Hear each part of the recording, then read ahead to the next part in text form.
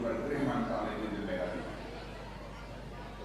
और आप उनसे अच्छी तरह बचे किस तेवर के बनेगा ऐसे श्रीमान अनिल जेटली हैं। वैसे ही आपके विधायक जो बराबर आपकी सेवा में लगे रहते हैं और साथ ही साथ शिक्षा को भी एक दिशा और दृष्टि देने का काम हरियाणा राज्य में किया है और हमारे राज्यसभा के सांसद वरिष्ठ नेता श्री रामचंद्र जी यागड़ा, यहाँ के प्रभारी सांसद और राज्यसभा के सांसद श्री अनिल जी अग्रवाल, सदस्य प्रदेश कार्यकारिणी श्रीमती बंतो कटारिया, श्री घनश्याम दास जी अरोड़ा विधायक, श्री असीम जी गोयल विधायक, विवेक पाल जी एडवोकेट महामंत्री, श्री कर्णदेव जी काम्बो प्रदेश अध्यक्ष ओबीसी मोर्चा, चौधरी बलवंत सिंह जी, श्री राजवीर जी वराड़ा, श्रीमती लतिका जी शर्मा पूर्व विधायक, श्री पवन चौहान महापौर यमुनानगर जगधारी, श्री कुलभूषण गोयल महापौर पंचकुला, श्री राजेश सप्रा जिलाध्यक्ष, श्री अजय शर्मा जिलाध्यक्ष, श्री राजेश पटौरा जिलाध्यक्ष, श्री रमेश खस्ता चेयरमैन जिला परिषद यमुनानगर, श्री राजेश बाड़ी, डॉक्टर संजय शर्मा और इस सभा में मौजूद मेरे सभी सम्मानित बहनों एवं भाइयों, जहां तक मुझे याद है लंबे अरसे के बाद इस स्थान पर किसी सार्वजनिक सभा को संबोधित करने के लिए आप सबके सामने खड़ा हुआ। शायद बहुत पहले कभी मेरा आना इसी क्षेत्र में कहीं हुआ था, शायद इस स्थान पर तो मैं पहली बार आया, लेकिन जिस गर्मजोशी के साथ आप लोगों ने हम लोगों का स्वागत किया है, अभिनंदन किया है, मैं यह मानता हूं कि भारत की परंपरा है और शिष्टाचार का तकाजा भी है। स्वागत, अभिनंदन, सलाम दुआ कभी एकतरफा नहीं होना चाहिए, इसलिए मैं भी अपनी तरफ से शीश झुकाकर आप सभी बहनों भाइयों का हार्दिक अभिनंदन करता हूं, आप सभी का मैं स्वागत करता हूं। यहां से हमारे मित्र इन्होंने की लंबे समय तक संसद में मेरे साथ जिम्मेदारी संभाली और इस संसदीय निर्वाचन क्षेत्र से सांसद भी रतन लाल जी कटारिया। बहनों भाइयों, जो ही मेरा कार्यक्रम लगा सहज रूप से मेरे स्मृति पटल पर उनकी याद ताजा हो। व्यक्त करने की रतन लाल जी कटारिया की जो शैली होती थी वह अद्भुत होती थी कि एक बार जब वह बोलते थे तो एक बार तो ठहाका लगाने के लिए सारे सांसद मजबूर हो जाते थे। ऐसे थे आपके सांसद रतन लाल जी कटारिया।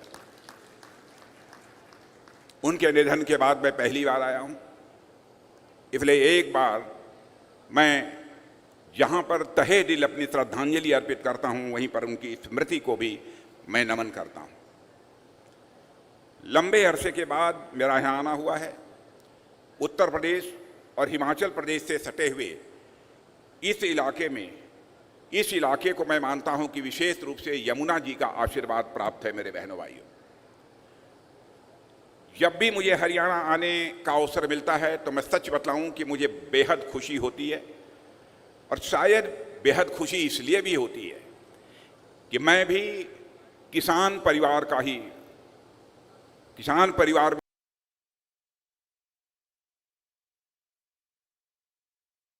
में पैदा हुआ हूं। मेरी भी आप जैसे ही खेती बाड़ी होती थी, मेरा भी कोई दूसरा व्यवसाय नहीं था। शायद एक तक किसान परिवार से होने के नाते और दूसरा इसलिए कि हरियाणा की धरती ऐसी धरती है और हिमाचल प्रदेश इसके बगल की धरती और यह पंजाब, यहाँ से बड़ी संख्या में हमारे भारत की सीमाओं की रक्षा करने वाले जवान यदि जाते हैं तो यहीं से जाते हैं। इसलिए स्वाभाविक रूप से हमें इस स्थान पर आने पर एक स्वाभाविक खुशी मुझे महसूस होती है। और बहनों भाइयों, इस धरती के करिश्मे को मैं अच्छी तरह जानता हूं। खेलों के मामले में भी हरियाणा ने सदैव भारत का मस्तक ऊंचा किया है। इस हिंदुस्तान में सर्वाधिक मेडल देने वाला यदि कोई राज्य है तो उस राज्य का नाम है हरियाणा है। और जहां तक मुझे याद है, यदि मैं भूल नहीं रहा हूं, तो भारत को पहला ओलंपिक मेडल दिलाने वाली जो कर्णम मल्लेश्वरी थी, बताया जाता है कि उनकी भी यमुना नगर यह कर्म भूमि रही है। खेलों में सर्वाधिक पदक यानी मेडल जीतने के कारण ही हरियाणा के बारे में यह कहा जाता है कि भारतीय खेलों की राजधानी है। इसलिए स्वाभाविक है कि ऐसे राज्य में कोई कार्यक्रम होता है और वहां की जनता के साथ सीधा संवाद करने का अवसर मिलता है तो हमें खुशी होती है। और आज आप सबके बीच यहां पर मौजूद हैं, क्यों मौजूद हैं, यह भी आप सबको जानकारी होगी। मोदी जी के नेतृत्व में हमारी भारतीय जनता पार्टी के नेतृत्व की एनडीए सरकार ने 9 वर्षों का कार्यकाल पूरा किया है। 9 वर्षों में मोदी जी ने अच्छा किया है, खराब किया है, जितना करना चाहिए था उतना किया है, नहीं किया है। मुझसे बेहतर यदि कोई फैसला कर सकता है तो इसे हिंदुस्तान की जनता कर सकती है, आप सब कर सकते हैं। लेकिन मैं यह कहना चाहूंगा 2014 में आपने पहली बार मोदी जी के नेतृत्व में इसे हिंदुस्तान में हम लोगों की सरकार बनाई थी, पूर्ण बहुमत के साथ आपने सरकार बनाई थी। उस समय आपको एक उम्मीद थी, आपको एक आशा थी कि एक बार मोदी जी को भी प्रधानमंत्री बनाकर देख लिया जाए। बहुतों को देखा, अब इनको भी एक बार हम देख लेते हैं, आजमा लेते हैं कि कैसे सरकार चलाते हैं। 2014 में सरकार बनने के बाद 5 वर्ष तक उनके कामकाज को देखने के बाद आप इस नतीजे पर पहुंचे कि नहीं, यह इंसान तो एक गजब का इंसान है, यह करिश्माई इंसान है। इसलिए 2019 में भी आप लोगों ने पहले से अधिक सीटों पर विजय दिलाकर भारतीय जनता पार्टी की सरकार इसे हिंदुस्तान में बनाई। पहले तो एक उम्मीद से आपने सरकार बनाई थी। और बहनों भाइयों, कभी उम्मीद टूट जाती है, आशा यदि कभी टूट जाती है, तब भी लोगों को लगता है कि कोई बात नहीं, एक इस बार हमारी आशा टूट गई, हमारी उम्मीद टूट गई, लेकिन आगे कभी न कभी हमारी आशा पूरी होगी, उम्मीद पूरी होगी। लेकिन 9 वर्षों के अंदर जो जन सामान्य में उन्होंने विश्वास पैदा किया है, बहनों भाइयों, जहां जहां मैं जाता हूं, जिन जिन भी सार्वजनिक सभाओं को संबोधित करने के लिए, दुनिया के दूसरे देशों में रहने वाले भी जब भारतवासी हैं उनसे भी मैं बातचीत करता हूं, मुझे लगता है कि इस देश की जनता का विश्वास अब मोदी जी के प्रति पूरी तरह से पक्का हो गया है। और मैं यकीन दिलाना चाहता हूं, और वह करके उन्होंने मोदी जी ने दिखा दिया। मेरे बहनों भाइयों, इसीलिए मैं कह सकता हूं कि जो भी जन सामान्य में उन्होंने विश्वास पैदा किया है, जो कहा था उसे करके उन्होंने दिखाया है। अभी हमारे अनिल विज जी आपके सामने विचार कर रहे थे, हमारे प्रदेश अध्यक्ष धनखड़ जी, कंवरपाल जी, कैसे उन्होंने अंतर्राष्ट्रीय जगत में भारत की प्रतिष्ठा को बढ़ाया है। इससे भी आप सभी अच्छी तरह परिचित होंगे। पहले बहनों भाइयों, दुनिया के मंचों पर भारत कुछ बोलता था तो भारत की बातों को लोग गंभीरतापूर्वक नहीं लेते थे, कहते थे भारत तो यह कमजोर देश है, गरीबों का देश है। लेकिन आज यदि दुनिया के मंचों पर भारत कुछ बोलता है तो दुनिया कान खोलकर सुनती है कि भारत बोल क्या रहा है। यह हैसियत दुनिया में भारत की बनी है, यह हैसियत दुनिया में भारत की बनी है। और आज मैं यह भी आपको याद दिलाना चाहता हूं कि एक बहुत वित्तीय फर्म, फाइनेंशियल फर्म थी, उसने 2013 में कहा था कि भारत अपने गरीबी के अथवा आर्थिक तंगी के संकट से कभी उबर नहीं पाएगा, हमको ऐसी उम्मीद नहीं दिखाई देती है। उसने दुनिया के कुछ देशों का नाम लिया था और उन देशों के बारे में यह कहा था कि इन देशों की अर्थव्यवस्था यानी माली हालत यह लड़खड़ा रही है, कब टूट जाए, कब बिखर जाए, उसके बारे में कुछ कहा नहीं जा सकता। ऐसे देशों को ध्यान में रखते हुए एक नाम उसने दिया था, फ्रेजाइल 5, यानी जिनकी आर्थिक स्थिति कभी भी लड़खड़ा सकती है, कभी भी समाप्त हो सकती है, ऐसा कहा था। उस फर्म का नाम है मॉर्गन स्टैनले। यह फाइनेंशियल फर्म है। आज वह फाइनेंशियल फर्म कहती है कि भारत अब तो जो 2013 में देश की आर्थिक हालत के मामले में जो दुनिया में 11वें स्थान पर खड़ा था, आज वह जंप लेकर 5वें स्थान पर आ गया है। लेकिन मॉर्गन स्टैनले की यह फर्म यह कहती है कि भाई इस संभावना को भी नकारा नहीं जा सकता कि 2027 आते आते, यानी ठीक 4 वर्ष के बाद, हमारा भारत दुनिया के टॉप 3 अर्थव्यवस्थाओं में आकर खड़ा हो जाएगा। बहनों भाइयों, यह बात मानी जानी एक फर्म है, मॉर्गन स्टैनले फाइनेंशियल फर्म, उन्होंने कहा है। भारत की हैसियत इस तरीके से दुनिया में बढ़ रही है। भारत के बारे में धारणा थी, भारत एक कमजोर भारत है, जो चाहे सो आंख दिखा दे। सब तो सब, हमारा पड़ोसी देश पाकिस्तान भी था, जब होता था तब भारत को आंख दिखा देता था। और मैं भारत का गृह मंत्री था। बहनों भाइयों, बड़ी दर्दनाक घटना हो गई। पाकिस्तान से कुछ आतंकवादी भारत की सीमा में घुस आए और उन्होंने हमारे सुरक्षा के जवानों पर कातिलाना हमला करके कई सुरक्षा के जवानों को मार डाला। उसके बाद प्रधानमंत्री मोदी जी बैठे। बहनों भाइयों, 10 मिनट के अंदर हमारे प्रधानमंत्री ने फैसला कर लिया। मैं प्रत्यक्ष अपनी आंखों से देखो ही आपको बात बता रहा हूं। और उसके बाद हमारे देश के सेना के जवानों ने पाकिस्तान की धरती पर जाकर आतंकवादियों का सफाया करने में कामयाबी हासिल की थी। और उस कार्रवाई से हमने सारी दुनिया को यह संदेश दे दिया कि भारत अब यह कमजोर भारत नहीं रहा है। भारत के अंदर वह ताकत है कि भारत इस पार से भी मार सकता है और जरूरत पड़ी तो सीमा पार भी जाकर भारत मार सकता है। दुनिया में यह हैसियत भारत की बनी। इसीलिए मैंने कहा कि भारत अब कमजोर भारत नहीं रहा है। भारत की हैसियत जी के साथ बड़ी है। चाइना के साथ भी जो कुछ भी हुआ था, बहनों भाइयों, हमारे सेना के जवानों ने जिस शौर्य और पराक्रम का परिचय दिया है, उसकी जितनी भी सराहना की जाए वह कम है।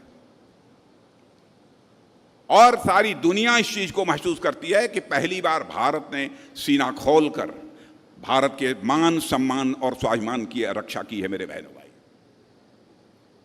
यह भारत की हैसियत, यह भारत की ताकत सारी दुनिया में बनी है।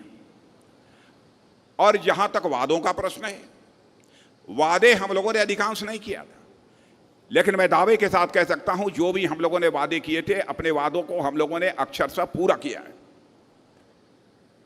पहले यह होता था कि जनता से वादे बहुत सारे किए जाते थे, लेकिन अपने वादों को राजनीतिक पार्टियां पूरी नहीं करती थी, उसकी चिंता नहीं करती थी। हमने जो कहा सो किया। अनिल विज जी आपको याद दिला रहे थे धारा 370 की, जम्मू कश्मीर की। मैं आपको बतलाना चाहता हूं 1951 उस समय जब हम भारतीय जनसंघ के रूप में काम कर रहे थे, उस समय भी हम लोगों ने अपने घोषणा पत्र में कहा था कि हमारी सरकार जिस दिन बन जाएगी और हमको दोनों सदनों में पूर्ण बहुमत मिल जाएगा, तो धारा 370 जिसके तहत जम्मू कश्मीर को विशेष दर्जा प्राप्त है अन्य राज्यों की अपेक्षा, हम उस विशेष दर्जा को यानी धारा 370 को समाप्त कर देंगे। और जब जब चुनाव होता था तब तब हम अपने घोषणा पत्रों में उसे शामिल करते थे। लोग ये कहते थे कि ये जनसंघ वाले जनता की आंखों में धूल झोंकते हैं, जब चुनाव आता है तब इनको धारा 370 की याद आ जाती है। लेकिन बहनों भाइयों, हमको दोनों सदनों में, संसद के दोनों सदनों में वो बहुमत नहीं मिला था, इसलिए हम अपने वादे को पूरा नहीं कर पा रहे थे। लेकिन हमारी प्रतिबद्धता अपने वचन के प्रति बनी हुई थी। आपने देखा कि वह क्षण आ गया जब संसद के दोनों सदनों में हमको लगा कि अब हमारा बहुमत है, तो बहनों भाइयों, हमने क्षण भर की देर नहीं लगाई। धारा 370 जिसके तहत जम्मू कश्मीर को विशेष दर्जा प्राप्त था, उसको चुटकी बजाकर हम लोगों ने समाप्त कर दिया बहनों भाइयों। और जम्मू कश्मीर का भी वही दर्जा है जो हिंदुस्तान के अन्य राज्यों का दर्जा है। जो भी कहा था, एक भी चीज ऐसी नहीं है जिसको हम लोगों ने पूरा नहीं किया। यहां तक अपनी पुरानी विरासत पर गर्व करने की बात है। अपनी पुरानी विरासतें जो स्थान स्थान पर जो पड़ी हैं, उनको भव्य स्वरूप देने का काम भी यदि किसी सरकार ने इसे हिंदुस्तान में किया है मेरे बहनों भाइयों, तो हमारी सरकार ने किया। याद दिला रहे थे विज जी राम मंदिर का मुझे याद है 1984 में जब हम लोगों ने घोषणा पत्र अपना तैयार किया तो उस घोषणा पत्र में भी हम लोगों ने कहा था कि हमारी सरकार यदि बन जाएगी, बहुमत यदि हमको मिल गया तो हम अयोध्या की धरती पर भव्य राम का मंदिर बनाएंगे। 84 के बाद लगातार हर 5 साल पर जनता कहती थी, भाई आपने कहा था, कब करेंगे आप लोग? इसको घोषणा पत्र में कहना आप बंद कर दीजिए। लेकिन बहनों भाइयों, देखा आपने कि वह दिन आ गया। क्या आज आप जाकर अयोध्या की धरती पर देख सकते हैं, वहां पर भव्य राम के मंदिर का निर्माण हो रहा है बहनों भाइयों, और 24 जनवरी के बाद जाकर अपना शीश झुकाकर आप रामलला का दर्शन कर सकते हैं। अपनी ऐसी प्राचीन स्मारक, प्राचीन मंदिर, बहुत सारे ऐसे जो कि हमारी सांस्कृतिक विरासत के प्रतीक हैं, उनको भव्य स्वरूप देने का काम भी हमारे प्रधानमंत्री ने किया है। आप चले जाइए महाकाल का मंदिर उज्जैन में, पहले का स्वरूप वहां का आपने देखा होगा और आज का स्वरूप आप जाकर वहां देख सकते हैं। आप चले जाइए बद्रीनाथ, केदारनाथ, सोमनाथ, जहां भी चले जाइए आपको बदला हुआ स्वरूप दिखाई देगा। यानी जो कुछ भी कहा था बहनों भाइयों, हम लोगों ने अक्षरशः उसका निर्वाह किया है। आपने देखा होगा कि इस आजाद भारत में नेताओं की कथनी और करनी में अंतर होने के कारण ही भारत के नेताओं पर से और इस राजनीति पर से जनता का विश्वास धीरे धीरे समाप्त होता जा रहा था और एक विश्वास का संकट भारत की राजनीति में पैदा हुआ था। लेकिन भारत की राजनीति में पैदा हुए विश्वास के संकट को किसी राजनीतिक पार्टी ने चुनौती के रूप में स्वीकार किया मेरे बहनों भाइयों, तो केवल और केवल हमारी और आपकी पार्टी भारतीय जनता पार्टी ने ही चुनौती के रूप में स्वीकार किया। और मैं यकीन दिलाना चाहता हूं आपको कि हम जो कहेंगे हम वो करेंगे, चाहे उसके लिए हमको कितनी भी कीमत क्यों न चुकानी पड़ी। भ्रष्टाचार की बात हम लोगों ने कही थी। हम लोगों ने यह दावा नहीं किया था कि हम आएंगे तो भ्रष्टाचार पूरी तरह से समाप्त हो जाएगा। भ्रष्टाचार पूरी तरह से समाप्त करना यह कोई सामान्य काम नहीं है। लेकिन मैं दावे के साथ कह सकता हूं कि सरकारी संस्थानों में पहले से भ्रष्टाचार को कम करने में इस आजाद भारत में किसी भी पार्टी की सरकार ने कामयाबी हासिल की है तो हम लोगों की पार्टी की सरकार ने कामयाबी हासिल की है। मैं याद दिलाना चाहता हूं, कांग्रेस की सरकार थी 2014 के पहले 10 वर्षों तक, उसके पहले भी रही है। आजादी हासिल होने के बाद भी पहला आरोप जीप घोटाला का लगा था, उसके बाद कई कोयला घोटाला और कई इस प्रकार के घोटाले, कितने घोटालों का मैं नाम लूं, कई घोटालों का आरोप इस सरकार के ऊपर लगा था। इतना ही नहीं, उन घोटाले के आरोपों के कारण उन्हें जेल की हवा खानी पड़ी थी, मंत्रियों को जेल की हवा खानी पड़ी थी, फिर भी सरकारें चलती रही बहनों भाइयों। लेकिन आज 9 वर्ष गुजर जाने के बाद मैं दावे के साथ कह सकता हूं, एक व्यक्ति भी उंगली उठाकर नहीं कह सकता कि हमारे मोदी जी की सरकार के दामन पर कोई भ्रष्टाचार की दाग लगी हुई हो बहनों भाइयों। और एक व्यक्ति भी यदि भ्रष्टाचार के आरोप में पाया गया तो उसका स्थान सरकार में नहीं होगा बल्कि वह सरकार के बाहर होगा। यह संकल्प है हमारी पार्टी का। भ्रष्टाचार को समाप्त करने का, पूरी तरह से समाप्त करने का मैं कोई दावा नहीं करना चाहता, लेकिन हां, मैं आपको याद दिलाना चाहता हूं, राजीव गांधी जी भारत के प्रधानमंत्री थे। बड़ी ईमानदारी से राजीव गांधी जी ने एक बात यह कही थी, कहा था हम क्या करें, हम लखनऊ से, दिल्ली से हम 100 पैसा भेजते हैं लेकिन लोगों की जेबों में बामुश्किल 85 पैसा पहुंच पाता है, 15 पैसा पहुंच पाता है, 85 पैसा यह भ्रष्टाचार की भेंट चढ़ जाता है। यह कहकर उन्होंने अपनी लाचारी व्यक्त की थी। भारत के प्रधानमंत्री थे। लेकिन आपने देखा कि प्रधानमंत्री बनने के बाद हमारे मोदी जी ने क्या करिश्माई काम किया। सरकार 2014 में बनने के बाद जब पहली बैठक उन्होंने ली थी, उस बैठक में मेरे बहनों भाइयों, उनके साथ इस देश का गृह मंत्री होने के नाते मैं भी मौजूद था। वह हर व्यक्ति का बैंक में खाता खोलने की बात लोग कर रहे थे सारे अधिकारियों से कि हर व्यक्ति का बैंक में खाता खुलना चाहिए। मैंने उनसे पूछा कि यह बताइए, हर व्यक्ति का बैंकों में खाता खोलकर आप करेंगे क्या? तो उन्होंने कहा कि राजनाथ जी देखिएगा, यह समय बतलाएगा कि जो मैं बैंकों में खाता खोल रहा हूं वह उसका करिश्मा क्या होगा। लेकिन बहनों भाइयों, वह बाद में मैंने देखा। आज यदि हमारे किसान भाइयों को प्रधानमंत्री किसान सम्मान निधि के अंतर्गत 2000 रुपये हर 4 महीने पर यदि प्राप्त होते हैं, तो मैं दावे के साथ कह सकता हूं 100 पैसा यदि दिल्ली के बैंक से चलता है तो 100 का 100 पैसा आपके जेब में पहुंचता है। बहनों भाइयों, 1 पैसा भी भ्रष्टाचार की भेंट नहीं चढ़ने पाता। हमारे कहने का मतलब यह है कि भ्रष्टाचार को यदि हम दूर करना चाहते हैं तो भ्रष्टाचार भाषण देकर समाप्त नहीं किया जा सकता है। भ्रष्टाचार को यदि हमको समाप्त करना है तो हमको सिस्टम में बदलाव लाना पड़ेगा, तब जाकर हम भ्रष्टाचार पर अंकुश पा पाएंगे। और उस दृष्टि से भी मैं दावे के साथ कह सकता हूं कि हमारी सरकार ने बहुत ही प्रभावी काम किया है। मेरे बहनों भाइयों, कोरोना का संकट था, मैं आपको याद दिलाना चाहता हूं। यहां भी आप सब लोग कोरोना से तो प्रभावित रहे होंगे। इसमें बहुत सारे लोग कोरोना से प्रभावित थे कि नहीं कोरोना से? या कितने लोग प्रभावित थे? जरा हाथ उठाइए। तो कोरोना से कितने लोग प्रभावित थे? इधर के लोग कोविड, कोरोना, काफी लोग प्रभावित थे। मेरे बहनों भाइयों, आपको जानकर यह आश्चर्य होगा कि उस समय कोरोना का जो वैक्सीन होती थी, टीका, वह भारत में नहीं बनता था। यह हुआ कि क्या किया जाए। तो उस समय हमारे प्रधानमंत्री ने हैदराबाद जाकर हमारे वैज्ञानिकों का मनोबल ऊंचा किया और यह कहा कि नहीं, आप लोग संकल्प लीजिए और इस कोरोना के टीके का निर्माण इस भारत में ही होना चाहिए। और बहनों भाइयों, कोरोना वैक्सीन का निर्माण भारत में हमारे वैज्ञानिकों ने प्रारंभ किया। और मैं दावे के साथ कह सकता हूं, वह वैक्सीन, वह टीका हर भारतवासी को कम से कम 2 या 3 टीका लग गया होगा।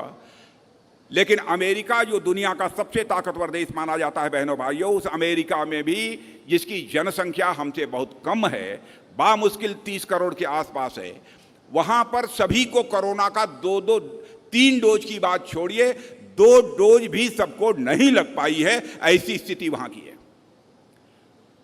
और इस वैक्सीन को हम लोगों ने केवल उसका उपयोग भारतवासियों को ही टीका लगाने में नहीं किया, बल्कि दुनिया के 100 से अधिक देशों को भी भारत में, भारत के वैज्ञानिकों के हाथों से बनी हुई वैक्सीन को हम लोगों ने मुहैया कराया, ताकि दुनिया के दूसरे देशों के लोगों की भी जान बच सके। हम लोगों ने इसलिए किया कि भारत दुनिया का इकलौता देश है, मेरे बहनों भाइयों, जिस देश के रहने वाले ऋषियों और मनीषियों ने भारत की सीमा में रहने वाले लोगों को ही अपने परिवार का सदस्य नहीं माना है, बल्कि पूरे विश्व की धरा पर रहने वाले लोगों को अपने परिवार का सदस्य मानते हुए वसुधैव कुटुंबकम का संदेश, यानी पूरा विश्व ही हमारा परिवार है, यह संदेश सारी दुनिया को किसी एक देश से गया है तो हमारे और आपके देश भारत से गया है। बहनों भाइयों, इसलिए हमने केवल भारतवासियों की चिंता नहीं की, बल्कि दुनिया के दूसरे देशों में रहने वाले लोगों ने, जिन्होंने मेरी तरफ देखा, हमसे अपेक्षा की, उसको भी हमने पूरा करने का काम किया। जब जब भी कोई ऐसा संकट आया है, भारत अब पूरी ताकत के साथ खड़ा हुआ है। यही कारण है कि अंतर्राष्ट्रीय जगत में भारत की प्रतिष्ठा, मेरे बहनों भाइयों, तेजी के साथ बढ़ी है। जहां तक हरियाणा का प्रश्न है, हरियाणा के बारे में अब मैं हमारी केंद्र सरकार की उपलब्धियों की बहुत ज़्यादा विस्तार में यदि मैं जाकर चर्चा करूंगा तो मैं समझता हूं लंबा समय लगेगा। एक जानकारी अभी मैं कंवरपाल जी से ले रहा था। एक योजना हमारे प्रधानमंत्री ने प्रारंभ की कि हर घर में नल और नल में जल। यहां जितने लोग बैठे हैं, क्या कोई ऐसा भी परिवार है जिसके घर में नल न पहुंचा हो और नल के माध्यम से जल ना आ रहा हो? कोई है तो हाथ उठाइए। कोई नहीं है। अब यह समझने की कोशिश करिए कि ऐसा प्रधानमंत्री ने क्यों किया। वह इसलिए किया, जब वह देखते थे कि हमारे गरीब परिवारों की माताएं बहनें, यदि पास पड़ोस में कहीं पर पानी नहीं मिलता था तो घड़े पर घड़ा भरा हुआ जल से भरा हुआ घड़ा लेकर वह किलोमीटर 2 किलोमीटर से चलकर अपने घरों में जल लेकर आती थी। तब उन्होंने संकल्प लिया कि हम इस तरीके से, भले ही गरीब परिवार की हमारी वह माताएं बहनें हैं, उनके लिए भी हमारे दिल में वही सम्मान और वही इज्जत है जो अन्य सभी के लिए। तो उन्होंने कहा कि अब हिंदुस्तान का कोई भी घर नहीं बचेगा जिस घर में नल नहीं होगा और नल के माध्यम से जल उनको मिले। और यह सिलसिला सारे हिंदुस्तान में। आपको जानकर आश्चर्य होगा कि भारत की सीमाओं पर भी आप चले जाइए, वहां पर भी आपको हर घर में नल मिलेगा और हर घर में जल मिलेगा।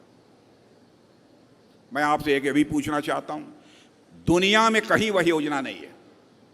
कोरोना के संकट के दौरान जब हम लोगों ने देखा दूर दराज से लोग चले आ रहे हैं नौकरी छोड़कर, मुंबई हो, हैदराबाद हो, बेंगलोर हो, कलकत्ता हो, सारी फैक्ट्रियां बंद हो गए, कामकाज बंद हो गए, रोजी रोटी का कोई ठिकाना नहीं था, लोग घरों को वापस होने लगे।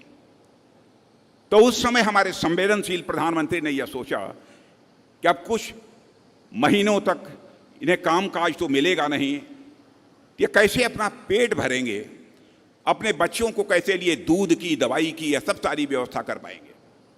तो बहनों भाइयों, चटपट फैसला किया कि प्रति व्यक्ति हम 5 किलो राशन मुफ्त में मुहैया कराएंगे। और आज हिंदुस्तान में 80 करोड़ लोगों को हम लोग 5 रुपये किलो 5 किलो राशन मुफ्त में मुहैया कराने का काम कर रहे हैं। दुनिया में कोई भी सरकार इस प्रकार की हिम्मत नहीं कर सकती। मैं हरियाणा के लोगों से पूछना चाहता हूं, आप लोगों को भी 5 किलो यह मुफ्त राशन मिल रहा है कि नहीं? अधिकांश परिवारों में मिल रहा है ना? लेकिन केवल वह खाते ही नहीं होंगे लोग, मैं दावे के साथ कहता हूं जरूर वह बचा लेते होंगे, कुछ बेचते भी होंगे। यह बात ईमानदारी है कि नहीं? और आज भी वह योजना चल रही है। बहनों भाइयों, इस प्रकार की योजना दुनिया के किसी भी दूसरे देश में आपको देखने को नहीं मिलेगी। कई ऐसी योजनाएं हैं। किसानों के सम्मान निधि के बारे में तो आप सबको अच्छी तरह जानकारी है ही। अब शौचालय, क्या आप यह सोच सकते हैं कि कोई ऐसा भी प्रधानमंत्री होगा जो घर घर में शौचालय बननी चाहिए, इसके बारे में भी सोचेगा? नहीं। उन्हें इस बात का दर्द था, जैसे बड़े परिवारों की माताएं बहनें होती हैं वैसे गरीब परिवारों की भी माताएं बहनें होती हैं, उनकी भी इज्जत होती है, उनकी भी अस्मत होती है। नित्य क्रिया के लिए उन्हें बाहर नहीं जाने का मौका मिलना चाहिए।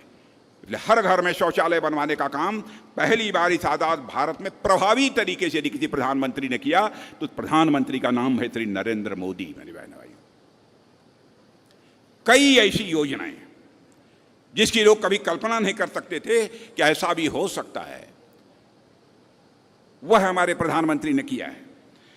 इतना ही नहीं, अन्य बहुत सारी ऐसी योजनाएं हैं। यदि मैं बहुत ज़्यादा विस्तार में जाकर चर्चा करूंगा तो एक लंबा समय लगेगा मेरे बहनों भाइयों।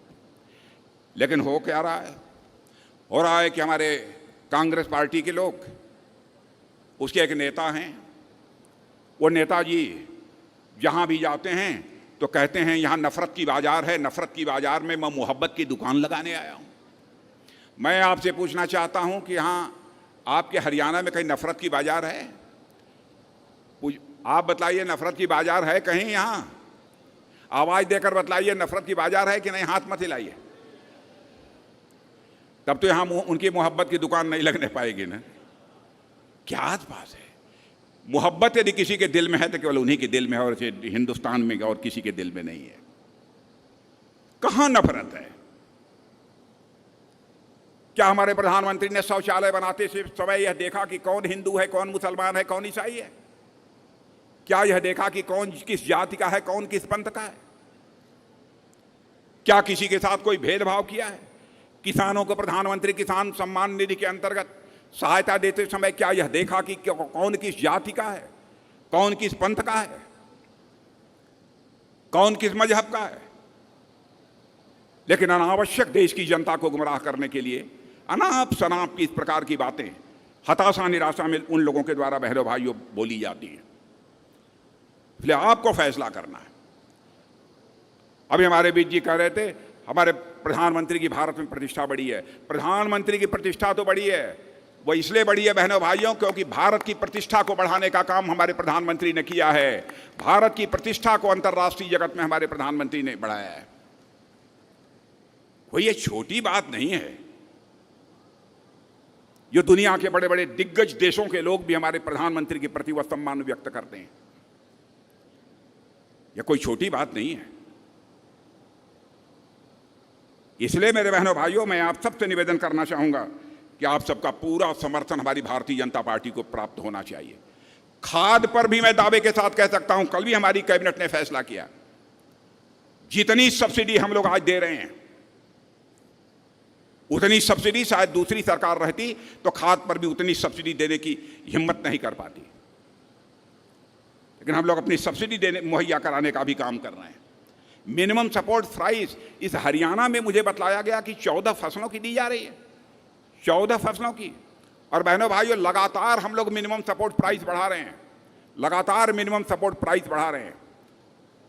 और जितनी खेती में लागत लगती है, कोशिश यही हम लोगों की रही है कि लागत का कम से कम 1.5 गुना हमारे किसानों को प्राप्त होना चाहिए।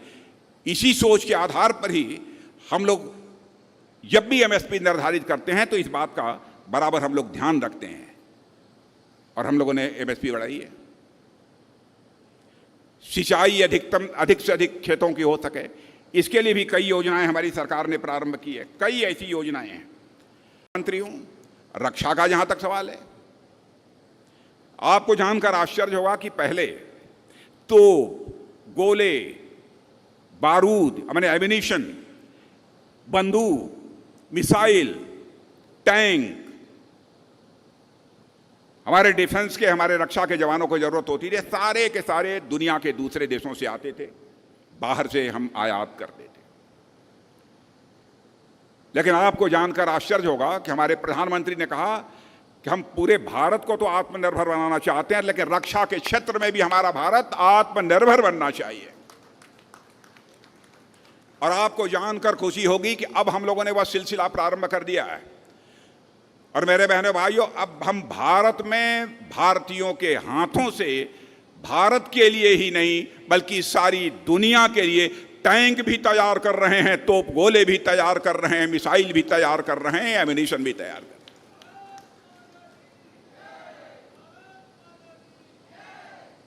भारत में यह सिलसिला हम लोगों ने प्रारंभ किया है। अभी तक 2014 के पहले 900 करोड़ रुपए का एक्सपोर्ट होता था, छोटी छोटी चीजों का, दुनिया के छोटे छोटे देशों को। लेकिन बहनों भाइयों, अब हमारी हैसियत यह बनी कि हम लोगों ने इतने कम समय में ही पहली बार 16,000 करोड़ रुपए का जो है यह तो बंदूक, मिसाइल, इन सब सारी चीजों का एक्सपोर्ट करने में हमने कामयाबी हासिल की है। नेवी की हमारी जहाजें हैं, उनको भी हमने एक्सपोर्ट किया और लगातार बढ़ता जा रहा है। हमारी तो यह कोशिश है, प्रधानमंत्री जी ने यह टारगेट दे रखा है कि भाई 2 साल के अंदर इसको 35,000 से लेकर 40,000 करोड़ तक ले जाइए, और वह लक्ष्य हासिल करने में हम कामयाब होंगे। रक्षा मामलों में भी हम आत्मनिर्भर बनना चाहते हैं। और अभी अमेरिका जो गए थे, जो एक रक्षा समझौता हुआ है बहनों भाइयों, अपने में बेमिसाल है। ठीक है, कब तक हम आपसे लेते रहेंगे? आप आइए, आपके पास टेक्नोलॉजी है, कुछ टेक्नोलॉजी हमको भी दीजिए, कुछ टेक्नोलॉजी आप अपने पास भी रखिए, लेकिन भारत में बनाइए, भारतीयों के हाथों से बनाइए। अब केवल भारत के लिए मत बनाइए बल्कि सारी दुनिया के लिए बनाइए। हम ये भी आपको आज़ादी देते हैं। हमारे यहाँ के लोगों को भी रोजगार मिलना चाहिए।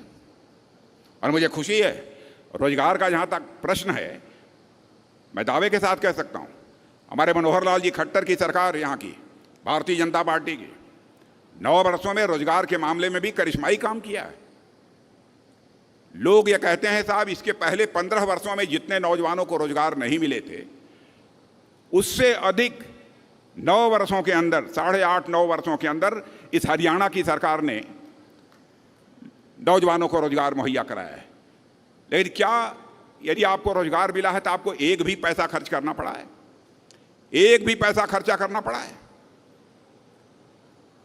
दूसरी सरकारों में, इस सरकारों में सबसे बड़ा अंतर मेरे बहनों भाइयों यही है, भ्रष्टाचार यदि हमारी जानकारी में आ जाए तो हम लोग किसी भी सूरत में माफ नहीं कर सकते। सबसे बड़ी पूंजी, सबसे बड़ी ताकत हम लोगों की यह है। इसलिए मैं आप सभी से यही निवेदन करना चाहता हूं कि मेरे बहनों भाइयों, आप सबका भरपूर समर्थन भारतीय जनता पार्टी को प्राप्त होना चाहिए। और 9 वर्ष का कार्यकाल जो हमारे प्रधानमंत्री का पूरा हुआ है, आगे भी उनके नेतृत्व में यह देश ऐसे ही काम करता रहे और यह देश आगे बढ़ता रहे। यह ऐसा आशीर्वाद आप लोगों के द्वारा चाहिए। इसी अपेक्षा के साथ आप सबके बीच में अपने विचार व्यक्त करने के लिए खड़ा हुआ था। पुनः एक बार शीश झुकाकर आप सभी का अभिनंदन करते हुए, आप सभी का स्वागत करते हुए अपना निवेदन समाप्त करता हूं।